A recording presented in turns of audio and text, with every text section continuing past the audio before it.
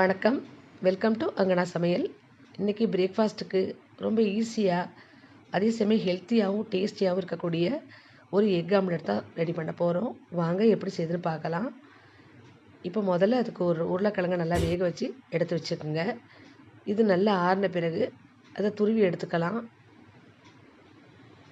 இது மாதிரி கேரட் துருவுறதால துருவி வச்சுக்கோங்க. இப்போ இந்த உருளைக்கிழங்கை துருவி எடுத்தாச்சு. இது இப்படியே இருக்கட்டும். இப்போ நம்ம அடுப்பை பற்ற வச்சு ஒரு வாணலை வச்சுப்போம்.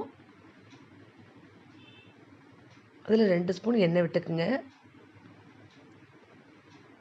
இதுக்கு நான் ஒரு 3 மீடியம் சைஸ் பெரிய வெங்காயத்தை நைஸாக கட் பண்ணி வச்சுருக்கேன்.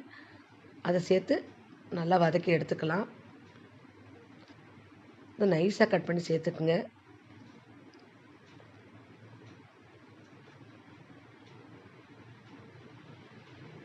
கொஞ்சம் நல்லா வதக்கி எடுத்துக்குங்க.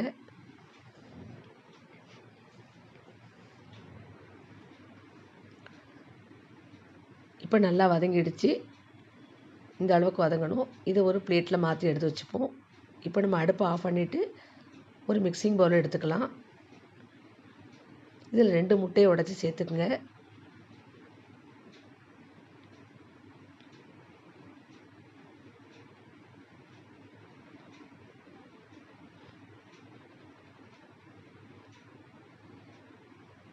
இப்போ இது ஒரு விஸ்கால் நல்லா அடித்து கலந்து எடுத்துக்கணும்.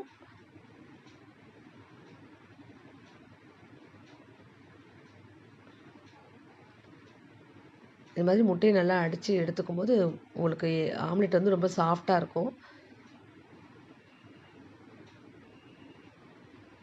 இப்போ நல்லா அடித்து கலந்து எடுத்தாச்சு. இப்போ இது கூட நம்ம துருவி வச்சுருக்கிற வேக வச்ச உருளைக்கிழங்கை சேர்த்துக்கலாம்.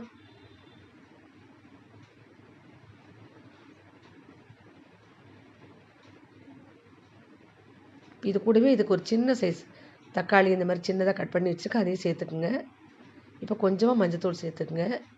ஒரு 1/4 ஸ்பூன் மிளகாத்தூள் சேர்த்துக்கலாம். 1/4 ஸ்பூன் நைஸ் சால்ட்டு சேர்த்துக்குங்க. ஒரு 1/4 ஸ்பூன் மிளகுத்தூள் சேர்த்துக்குங்க. ஒரு பச்சை மிளகாயை சின்னதாக நைஸாக அரிஞ்சு வச்சுருக்கேன், அதையும் சேர்த்துக்குங்க. இப்போ இது கூட கொஞ்சமாக கருவேப்பிலை கொத்தமல்லி சேர்த்துக்கிட்டு வதக்கி வச்சுருக்கிற வெங்காயத்தையும் சேர்த்து நல்லா கலந்துக்கலாம்.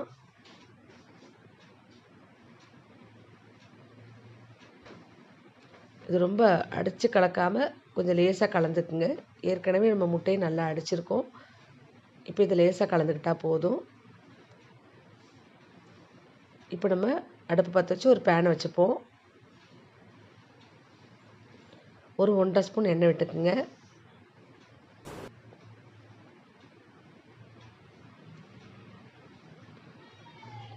இப்போ எண்ணெய் சூடானதும் இந்த முட்டை கலவையை அதில் ஊற்றிக்குங்க.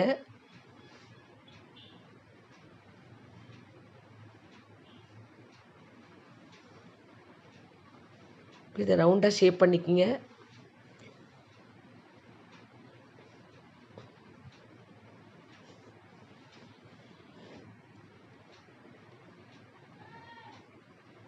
சுற்றி ஒரு ஸ்பூன் எண்ணெய் விட்டுக்கலாம்.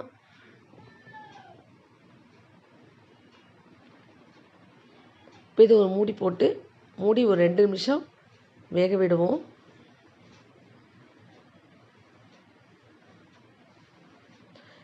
இப்போ நல்லா வெந்துருச்சு. கொஞ்சம் மெல்லாமல் அப்படியே திருப்பி விட்டுக்கலாம்.